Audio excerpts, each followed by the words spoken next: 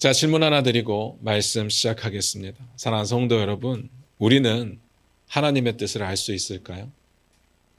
어떻게 생각하십니까? 하나님의 뜻을 우리가 알 수 있습니까? 알 수 있습니다. 당연합니다. 기록된 하나님의 말씀, 다시 말해서 성경을 통해서 충분히 알 수 있습니다.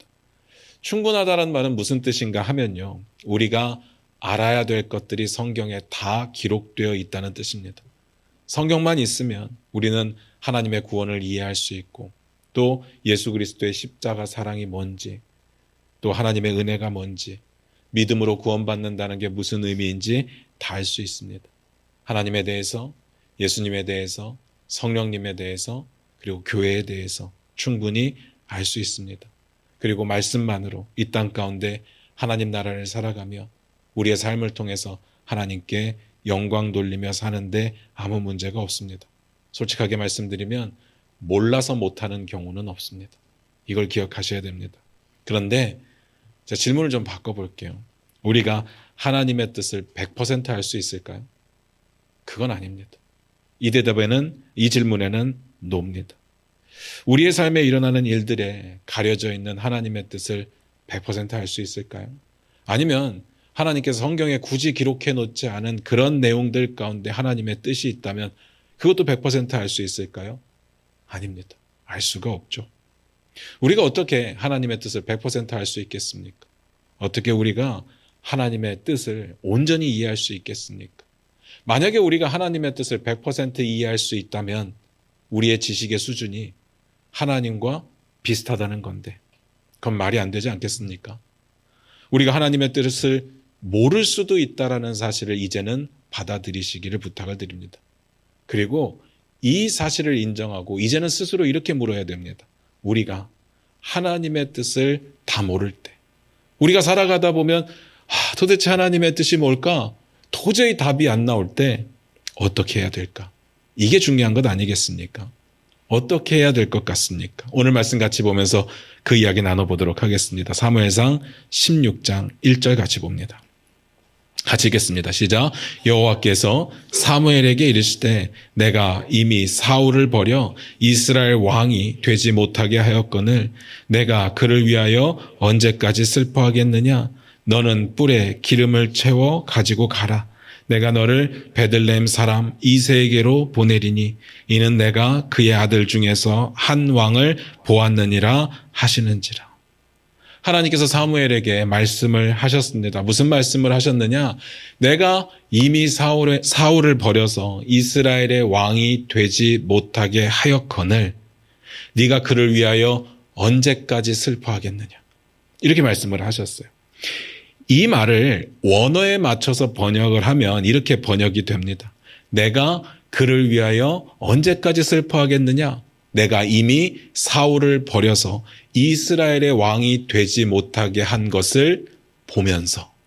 뭔가 조금 느낌이 다르지 않습니까? 내가 사울을 버린 걸 너도 다 봤는데 왜 슬퍼하고만 있느냐, 그런 뜻입니다. 하나님의 뜻 이미 정해졌고 하나님의 뜻이 이미 시행되었고 그래서 사무엘도 다 확인을 했는데 사무엘은 계속해서 슬퍼하고 있으니까 말씀하시는 겁니다. 언제까지 슬퍼하고 있겠느냐라는 의미죠. 오해는 하지 마시기를 부탁드려요. 슬퍼하는 것 가지고 뭐라 하시는 게 아닙니다. 여기서 포인트는 슬퍼하지 말라가 아니라 언제까지 슬퍼할 거냐라는 겁니다. 언제까지 그러고만 있을 거냐. 지난주에 말씀드렸습니다. 혹시 지난주 내용이 뭔지 기억나십니까? 지난주 내용이 사울의 마지막 내용이라고 말씀을 드렸어요. 그리고 이 마지막이라는 의미가 뭔지도 말씀을 드렸습니다. 그가 여전히 죽을 때까지 주구장창 성경에 등장을 하겠지만 중요한 건 그가 하나님께서 세우신 왕으로 등장하는 게 아니라 이제는 하나님께서 버리신 왕으로 등장한다고 말씀을 드렸습니다. 이 내용 기억나실 겁니다. 그러니까 사울이 왜 슬퍼하는지 우리는 짐작이 가능합니다. 지난주에 말씀드렸듯이 버림을 받은 사울을 향한 안타까운 마음. 하나님께서 여전히 사울을 사랑하시는데 그럼에도 불구하고 돌아오지 않으니까, 회개하지 않으니까, 그에게 공의를 실행하셔야 되니까 그 마음이 아픈 거죠. 그 마음이 슬픈 겁니다. 사무엘이 하나님의 마음을 가장 잘 아는 사람이라고 말씀을 드렸습니다. 그러니까 하나님께서 지금 사울을 향한 그 슬픔 자체에 대해서 뭐라고 하시는 게 아닙니다. 다만 그 슬픔에 머물러 있어서는 안 된다라는 이야기죠. 저는 이 부분이 우리의 삶에 꼭 기억해야 될 부분이라고 저는 생각을 합니다. 우리도 살다 보면 힘든 일들이 있습니다.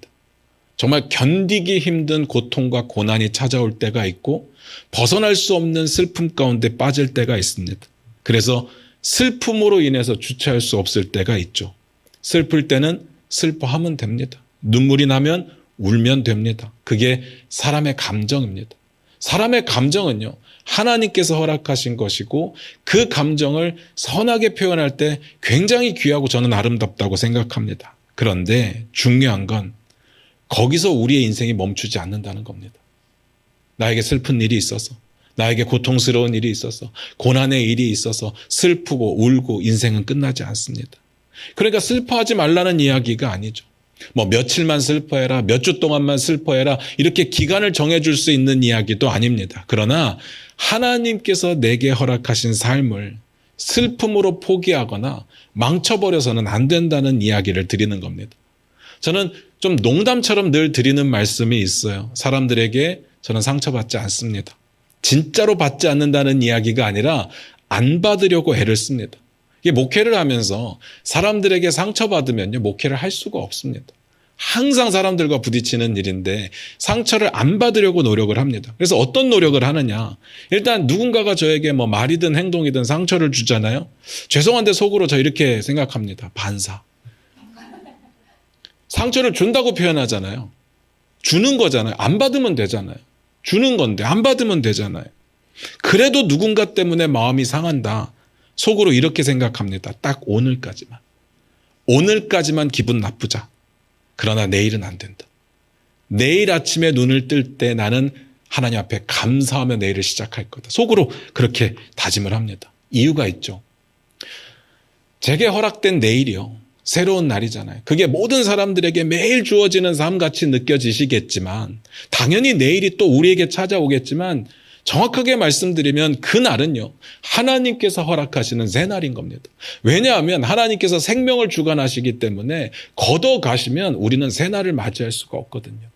하나님께서 허락하시는 그 새 날, 너무나도 소중하고 너무나도 귀한 그 날을 내가 아닌 다른 사람 때문에 망치고 싶지가 않은 거죠. 하나님께서 내게 허락하신 그 귀한 날, 감사하고 기뻐하면서 하나님 보기를 원합니다. 하나님 나라를 하루하루 기쁨으로 살아내고 싶은 겁니다. 슬프면 슬퍼하는 게 맞죠. 슬퍼하셔야 됩니다. 행복하면 행복해 하시면 됩니다. 기뻐하시면 됩니다. 그런데 슬픔이건 행복이건 미움이건 기쁨이건 억울함이건 답답함이건 간에 우리의 인생이 어떤 한 사건, 나를 슬프게 만들거나 기쁘게 만드는 그 사건이 마무리되면서 우리 인생이 끝나지 않습니다. 영화처럼 딱 그 사건이 끝나면서 해결되면서 혹은 터지면서 엔딩 크레딧이 올라가면 영화가 끝나지 않는다고요. 남은 날들을 죽을 때까지 살아가야 됩니다. 살아내야 됩니다. 내게 허락하신 하나님의 소명과 사명이 있잖아요. 그거 살아내야 됩니다. 이걸 아셔야 됩니다. 여기에 머물면 안 됩니다. 그러니까 하나님께서 이 시점에 뭐라고 하십니까? 사무엘이요, 너무 슬퍼했다고 되어 있어요. 슬퍼한다고 되어 있는데 제가 너무라는 글자를 붙였잖아요. 그런 내용은 없는데 제가 왜 그렇게 말씀드리는가 하면 지난주에 봤던 15장, 오늘 보고 있는 16장 사이에 뭐 우리가 보니까 연결되어서 바로 다음날 혹은 다음날 이야기처럼 보일지 모르겠지만 학자들은 다 같이 동의하는 게 뭔가 하면 꽤 긴 시간이 지났다고 이야기를 합니다. 그러니까 사무엘의 슬픔이요, 그냥 하루 이틀 하고 끝날 만한 슬픔이 아니었고 굉장히 슬펐습니다. 그 기간이 오랫동안 슬펐다는 이야기입니다. 그러니까 그 긴 시간 동안 슬퍼하고 있는 사무엘에게 하나님께서 뭐라고 말씀하시느냐, 16장 1절 뒷부분만 같이 한번 읽어보겠습니다. 너는부터 봅니다. 같이 읽겠습니다. 시작. 너는 뿔에 기름을 채워 가지고 가라. 내가 너를 베들레헴 사람 이새에게로 보내리니 이는 내가 그의 아들 중에서 한 왕을 보았느니라 하시는지라. 두 가지 명령을 주셨어요. 첫 번째, 기름을 채우고, 두 번째, 가라. 왜요? 내가 보내니까. 이유가 너무 단순하잖아요. 내가 보냈으니까 너는 순종해서 가라.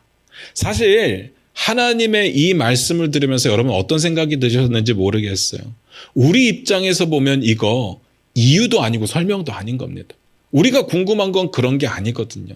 우리가 지금 해결해야 될 문제는 이런 게 아니거든요. 그런데 잘 생각해 보시면 이거야말로 사무엘이 무조건적으로 움직여야 되는 근거가 되는 거예요. 왜냐하면 그의 왕 되시는, 그의 주인 되시는 하나님께서 말씀하셨으니까. 그거보다 더 큰 이유가 어디 있겠습니까? 안 그렇습니까? 하나님께서 왜 가라고 하시는 걸까요? 힘들어하고 있는 사무엘에게 굳이 지금 이 시점에 왜 가라고 하시는 걸까? 물론 다음 왕을 세우라는 의미인 건 우리가 알고 있습니다. 그런데 잘 생각해 보시면 누군지 몰라요. 우리는 그 다음 왕이 다윗인 거를 배워서 알고 있겠지만 사무엘은 전혀 모릅니다. 근데 그냥 가래요. 왜 지금 이 순간에 알지도 못하는 새 왕을 찾아서 기름을 부어야 되는지 도저히 납득할 수가 없습니다. 만약에 기름을 붓고 바로 왕이 된다면 이해가 가요. 근데 우리가 성경을 보다 보면 알잖아요. 다윗이 그 다음 왕이 되는 게 정확한 기간은 모르겠지만 최소한 10수년입니다. 근데 사무엘 지금 힘들어 죽겠는데 그런 사무엘에게, 상황도 모르는 사무엘에게 굳이 가라고 할까? 뿐만 아니라 사무엘에게는요, 그게 다윗이라는 이야기도 하지 않으셨거든요. 그냥 이새의 아들 중에 한 왕을 봤으니까 가서 기름 부어라라고 말씀하십니다. 그게 다예요. 그거 하나로 사무엘은 막 힘들어 죽겠는데, 답답한데, 어려운데 자신의 슬픔을 거두고 가야 되는 겁니다. 저와 여러분 같으면 이 시점에 뭐라고 대답을 하시겠습니까? 뭐라고 대답하실 것 같아요? 하나님, 튀신가요? 이렇게 대답하지 않겠습니까? 저 F인 입장에서는 이해가 안 가는 부분들이 있어요. 우리가 사무엘이면 이렇게 말했겠죠. 하나님, 저 힘들다니까요. 너무 힘들다니까요. 너무 슬프다니까요. 사울이 저렇게 무너지는 걸 보고 이제는 주의 일에 대한 의욕이 생기질 않습니다. 하나님, 조금만 저를 내버려 둘 수 없겠습니까? 조금만 이대로 그냥 있기를 원합니다. 저 좀 내버려 두세요. 라고 하지 않겠습니까? 근데 하나님의 뜻은요. 그럼에도 불구하고 내가 명령하니까 너 가라. 야속합니까? 어쩜 이렇게 내 마음을 몰라줄까요? 그래서 잘 생각하셔야 됩니다. 하나님께서 사무엘에게 그렇게 명령하셨다면 그게 사무엘에게는 최선의 것입니다. 그걸 아셔야 돼요. 이게 받아들여지셔야 됩니다. 우리가 분명히 기억하고 있어야 되는 거, 하나님의 뜻을 100% 알 수 없다는 사실과, 그리고 하나님은 신실하시고 선하신 분이시라는 사실을 동시에 받아들여야 됩니다. 그래야 순종이 가능해요. 그래야 슬픔에서 벗어날 수가 있습니다. 저는 하나님의 선하심을 믿습니다. 나를 사랑하고 계심을 믿습니다. 하나님이 우리 사정을 진짜 모르실까요? 어떻게 생각하십니까? 이 땅에 존재하는 어떤 것들 중에서 나를 잘 아시는 분이 하나님이심을 우리가 고백하는 것에 머뭇거릴 수 있는 사람이 있을까요? 내가 나를 아는 것보다 훨씬 더 나를 잘 아시는 분이 하나님이시라는 사실을 고백하는 것에 대해서 머뭇거릴 사람들이 있을까요?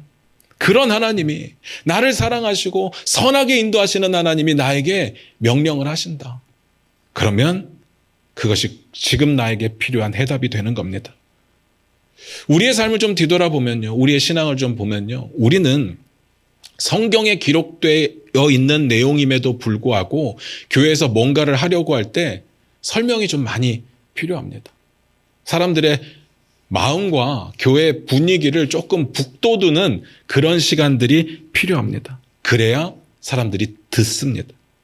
요즘 크리스찬들은요, 내가 하나님 앞에 그 정도는 들을 수 있는, 알 수 있는 권리가 있다고 생각하는 것 같습니다. 그 정도 알 권리를 하나님께 요구해도 된다고 생각을 합니다. 성경 말씀인데. 그러니까 명령을 들어도 충분히 이해가 안 되면 안 움직입니다.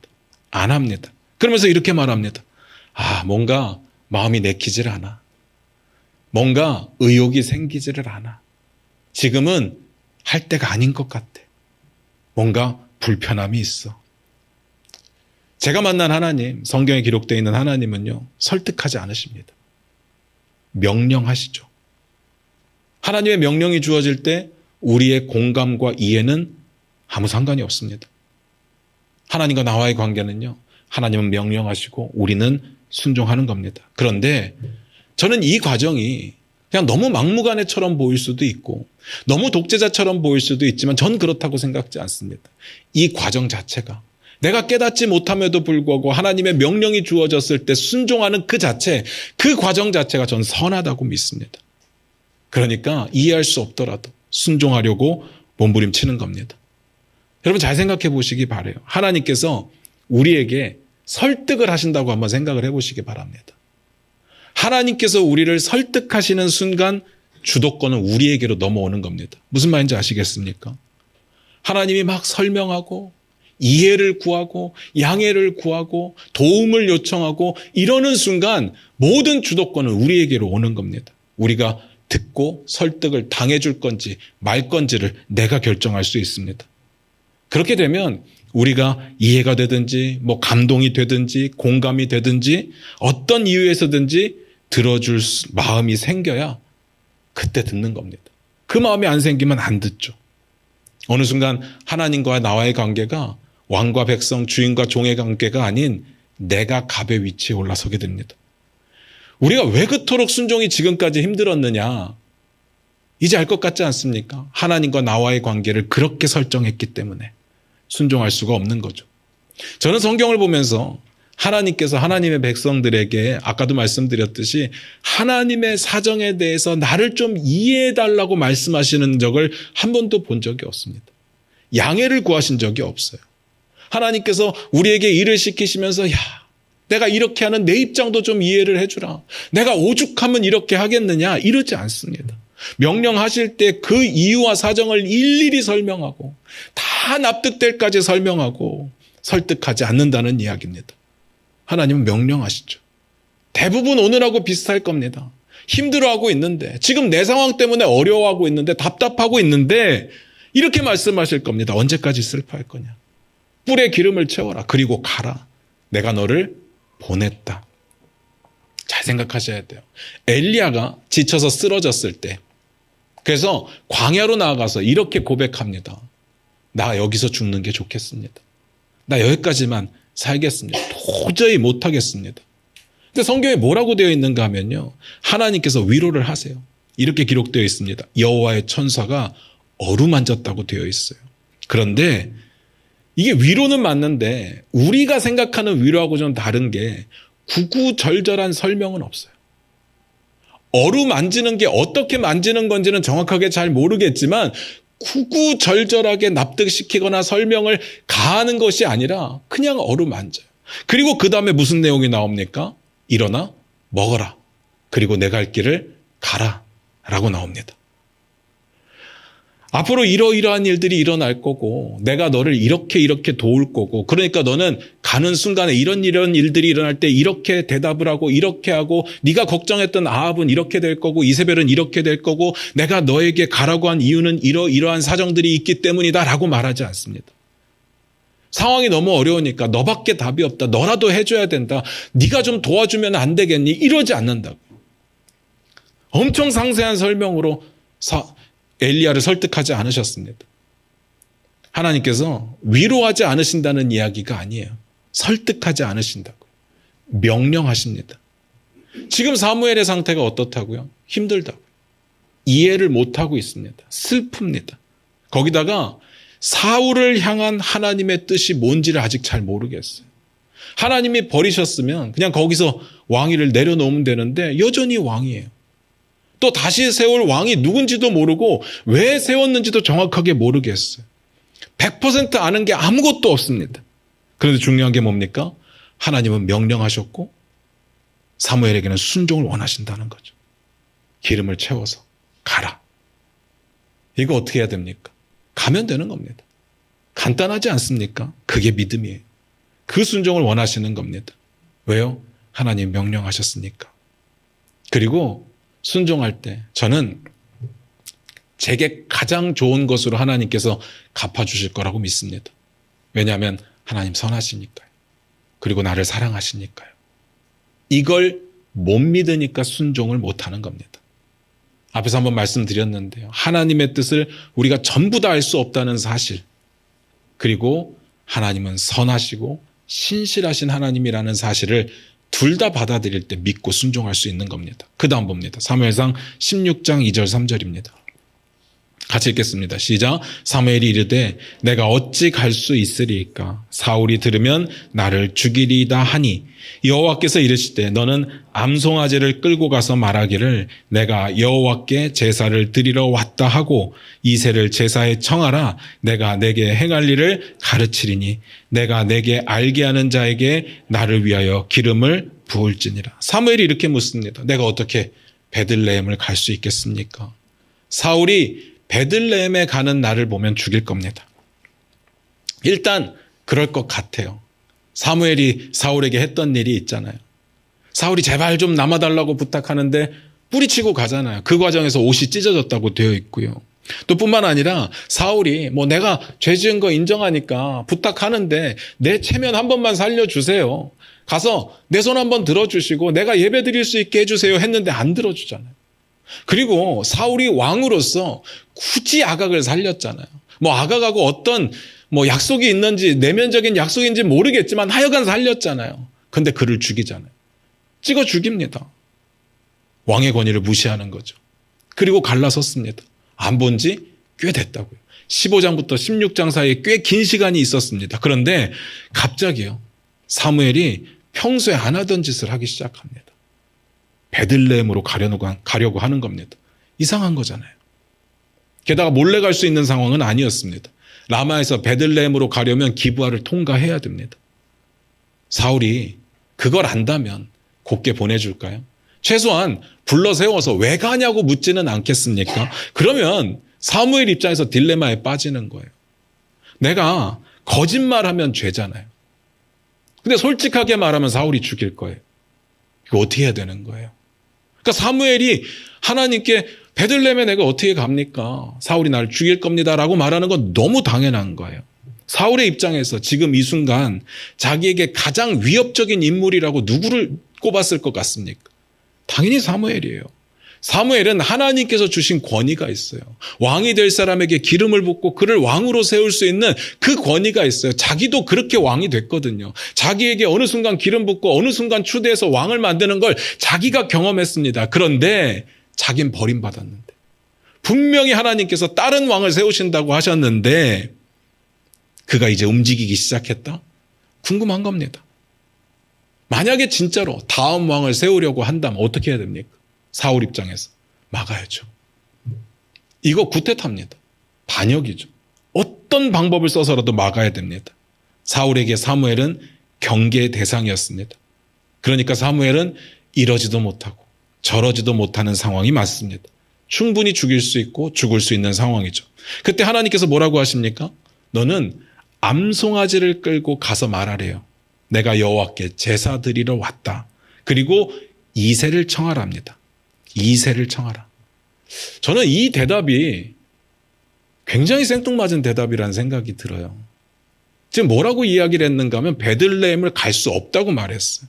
그 가는 과정 중에 사울이 알면 자기를 죽일 거다. 근데 하나님의 대답은 뭔가 하면 가서 암송아지 끌고 가서 제사를 드리고 드릴 때 이새를 청하라. 뭔가 베들레헴의 시간을 건너뛴 것 같은 그런 느낌이 들지 않습니까? 어쨌든 너무 궁금해하지 말고 너는 내가 명령했으니까 가라라는 이야기입니다. 일단 암송아지를 끌고 간다라고 하는 것과 그리고 제사를 드릴 때 이새의 가족을 청하라고 하는 것과 나중에 보면 아시겠지만 장로들을 성결케 하고 초청하라고 하는 그 모든 내용을 볼 때 이건 화목제를 드리라는 명령에 해당이 될 겁니다. 화목제는요, 하나님께 제사를 드리는 게 맞는데 하나님께 제사를 드리는 사람들의 화목에 맞춰져 있는 제사였습니다. 그래서 유일하게 하나님께 드린 제물 중에 제사장의 몫을 제외하고 제사를 드린 사람들이 가족과 이웃과 나눠 먹으며 화목을 도모할 수 있는 제사가 화목제였습니다. 그렇게 하라는 거예요. 저 여기서 너무 궁금한 거예요. 앞에서 제가 궁금하다고 말씀드린 것과 더불어서 궁금한 거예요. 아니 왜 굳이 이런 방법을 쓰셨을까? 그리고 시차적으로 보면 맞지 않는 대답을 하셨을까?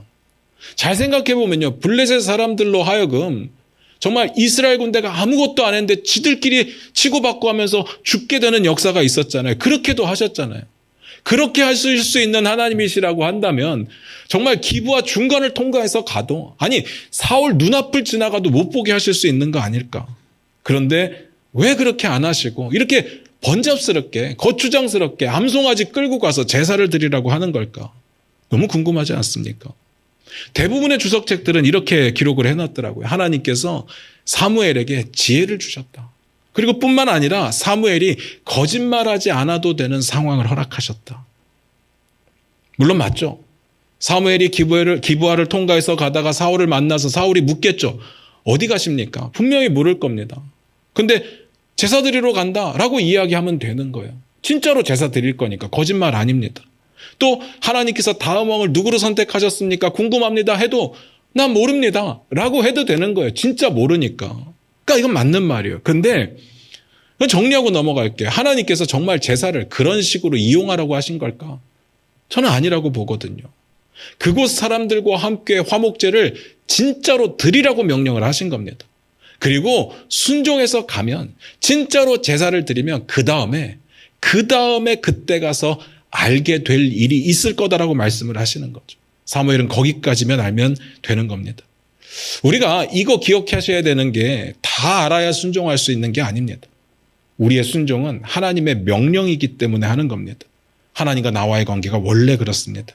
그런데 여기에는 그냥 하나님의 명령에 순종하는 이 상황에는 하나님을 신뢰하는 마음이 필요합니다. 하나님은 선하시다 라는 그 믿음이요. 하나님께서 왜 이런 방법을 말씀하셨는지 지금까지는 도저히 모르겠습니다. 다만 저는 그렇게 믿습니다. 사울의 눈을 가리는 것보다 더 나은 이유가 있을 겁니다. 분명히 있을 겁니다. 우리는 모르겠지만 분명히 있을 겁니다. 왜냐하면 하나님 선하시니까. 그러니까 여기에 필요한 건 사무엘의 순종이겠죠. 이해나 공감이 아닙니다. 제가 여러분들께 말씀드리고 싶은 게 있습니다. 여러분이 도저히 이해할 수 없을 때 하나님의 명령이 제게 주어진다면 순종해도 여러분의 인생은 망하지 않습니다. 저 그거 확실합니다. 하나님 좋으신 하나님이시니까. 그리고 내 눈에는 손해보는 것 같을지 모르겠지만 절대로 손해 아닐 겁니다. 믿으셔도 좋습니다. 그 다음 봅니다. 사무엘상 16장 4절 5절입니다.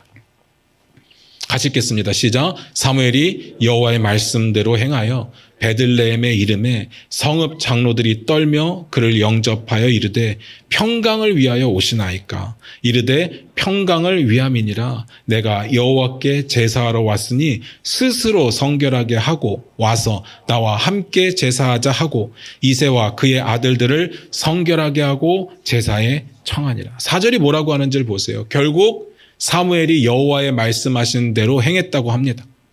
그럼 된 거잖아요. 그런데 문제는요. 베들레헴에 도착을 했더니 성읍 장로들이 사무엘을 그렇게 반기는 모습은 아닙니다. 잘 생각해 보세요. 사무엘의 걱정이 뭐였습니까? 베들레헴으로 가는데 기브아를 어떻게 통과하느냐였습니다. 사울이 따져 물어서 나를 죽이면 어떡하느냐가 그의 질문이었습니다. 그래서 자기를 죽일까가 두려웠던 거잖아요. 그런데 가만 흘러가는 내용을 보면 사무엘이 걱정했던 일은 전혀 일어나지 않았습니다. 일어났다고 쳐도 중요하지는 않았던 것 같아요. 그러니까 기록이 없겠죠. 그런데 문제는요. 엉뚱하게 베들레헴에 도착해서 벌어집니다. 성읍 장로들이 반기지를 않아요. 그들이 떨며 사무엘을 영접했다고 되어 있습니다. 그들이 왜 떨었을까요? 전 두 가지 이유가 있다고 생각을 합니다. 사무엘은 선지자니까. 게다가 워낙 대단한 선지자니까 이렇게 안 오던 곳에 방문했을 때는 뭔가 자기들에게 책망할 일이 있지 않았을까 라는 걱정이 있었을 거고요. 그것도 아니면 사무엘과 사울이 지금 관계가 안 좋은 걸 다 알고 있는데 그 상황에 사무엘이 왔다. 사울이 싫어할 상황인 게 뻔합니다. 그래서 두려웠던 걸 거예요. 그래서 이렇게 묻는 겁니다. 평강을 위해서 오셨습니까? 역시 두 가지 의미가 있을 겁니다. 우리가 뭘 잘못했습니까? 뭐 책망하러 오셨습니까? 라는 의미가 될 수도 있고 아니면 우리도 당신과 같이 사울과 갈라서야 되고 그래서 우리를 위험 가운데 고통 가운데 빠뜨리려고 오셨습니까? 라는 의미일 겁니다. 그때 사무엘이 대답을 하는 거예요. 평강을 위해서 왔다. 나 제사 드리러 왔으니까 너희도 너희 몸을 성결하게 하고 함께 화목제를 드리자. 화목제가 뭐라고요? 제사 드리는 사람들의 화목이 강조되는 제사라고요. 그러고 보니까 이제 맞춰지는 게 있어요. 사무엘이 분명히 하나님께 말했던 건 나 사울 때문에 무서워서 못 가겠습니다 였어요. 그런데 하나님의 대답은 암송아지 끌고 가서 제사를 드리고 그 제사에 이새를 초청하라 였습니다. 뭔가 시차가 안 맞는 것 같았어요. 근데 하나님의 대답이 무슨 의미인지 이제 알 것 같아요. 왜 가서 화목제를 드리라고 하셨는지 이제 알 것 같아요.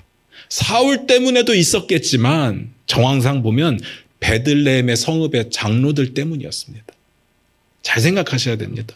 지금 앞으로 어떤 일이 벌어질 건가 하면요. 다윗을 선택해서 기름을 부을 거예요. 그 자리에 누가 있다고요? 장로들이 있습니다. 이세의 가족들만 있는 게 아니라 장로들이 있습니다. 그러면 그들도 그 일에 공범이 되는 거예요. 사울 입장에서 보면. 그러면 그들은 죽을 때까지 사울 왕이 그만둘 때까지 입을 닫고 있어야 됩니다. 그들만의 비밀로 간직하고 있어야 돼요. 아니면 일이 벌어지겠죠. 다윗이 죽든지 자기들에게 피해가 오든지. 문제는 여기 있었는데 사무엘은 전혀 다른 문제로 고민하고 있었던 거죠. 저는 여기서 진짜 소름이 돋더라고요. 왜 우리가 힘들 때마다 하나님께 기도하는데 하나님의 응답은 항상 동문서답 같고 내 삶과는 동떨어져 있는 것 같고 내가 원하시는 답을 안 주시는지 그 이유가 여기에 있습니다. 정말 많은 사람들이 이렇게 이야기하잖아요. 하나님의 말씀이 내 삶과 너무 동떨어져 있습니다. 목사님의 설교 말씀이 삶의 문제를 다루지 않아서 잘 납득이 안 갑니다. 목사님은 직장 생활을 안 해봐서 잘 모르는 것 같습니다. 우리는 딱 내 눈앞의 문제를 보겠지만 하나님의 대답은 항상 선한 것으로 주십니다.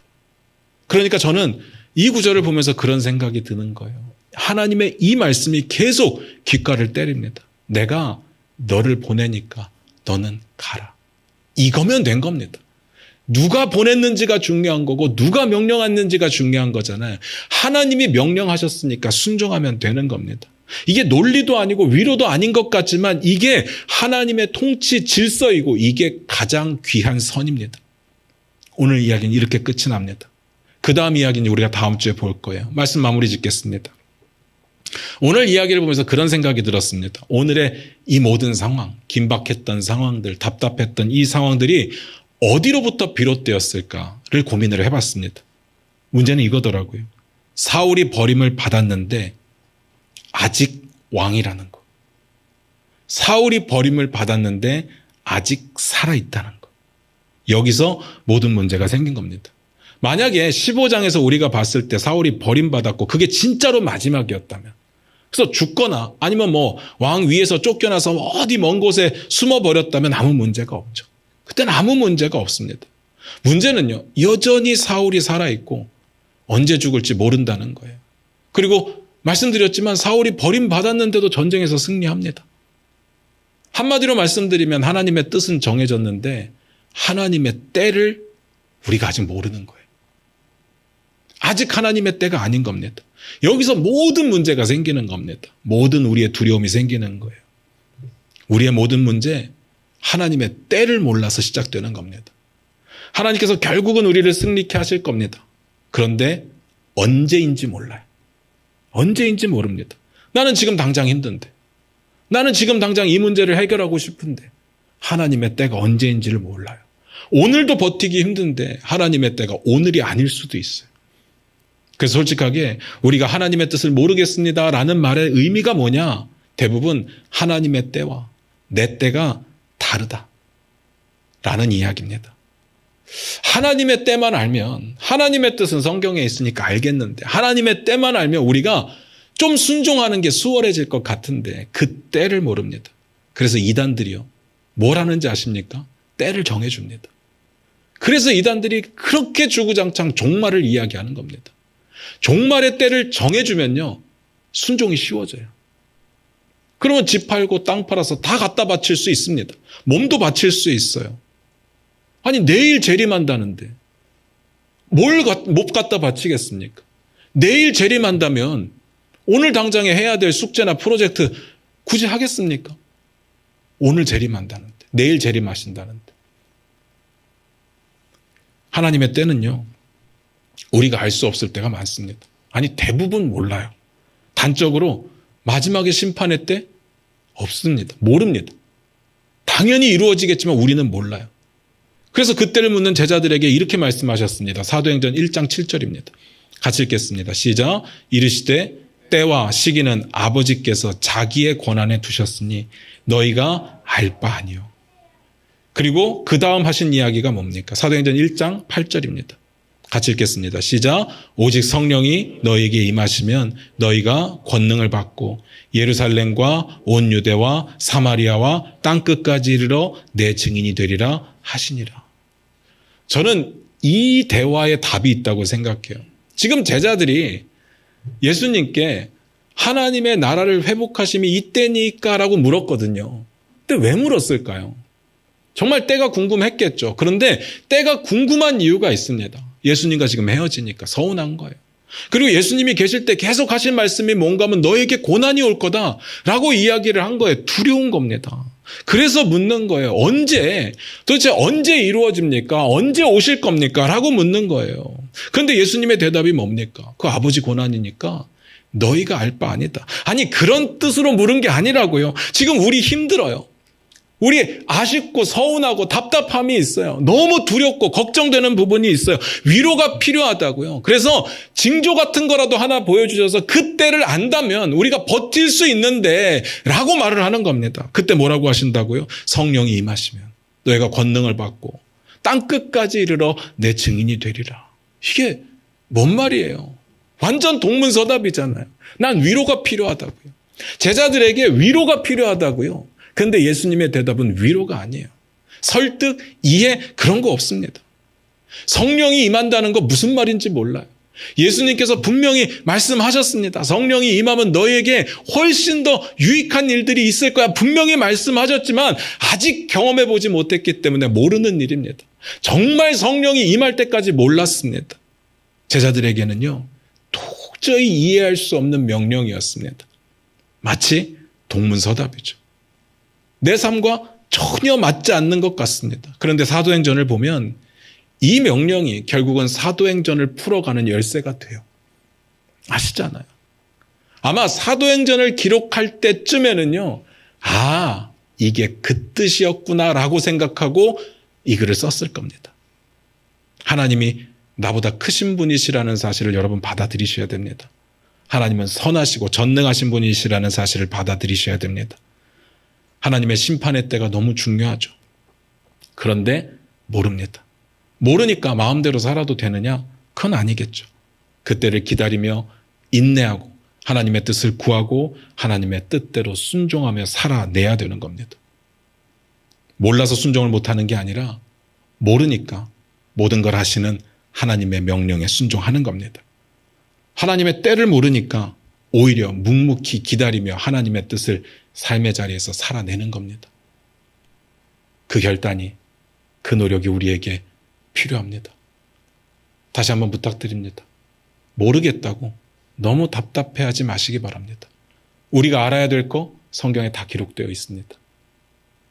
그리고 우리가 알 수 없는 것들은 하나님의 선하심에 맡기십시오.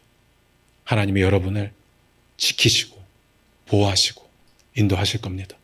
기도하겠습니다.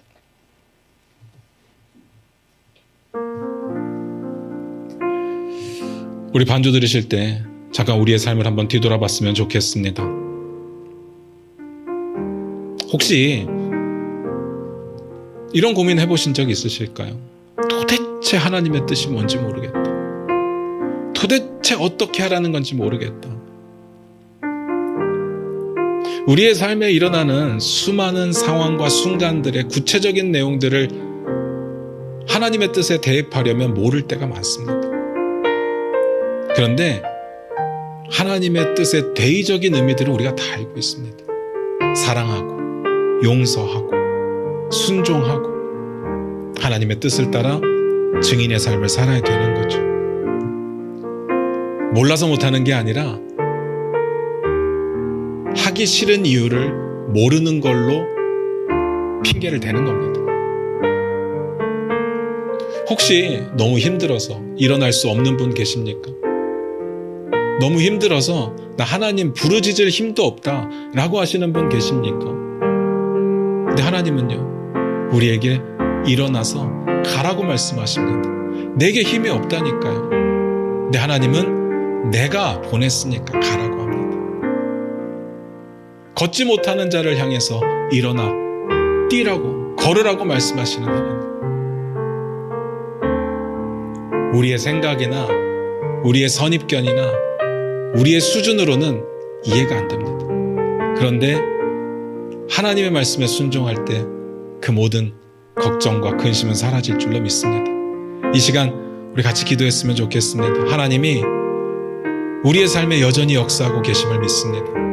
하나님은 선하신 분이심을 믿습니다. 하나님은 전능하신 분이심을 믿습니다.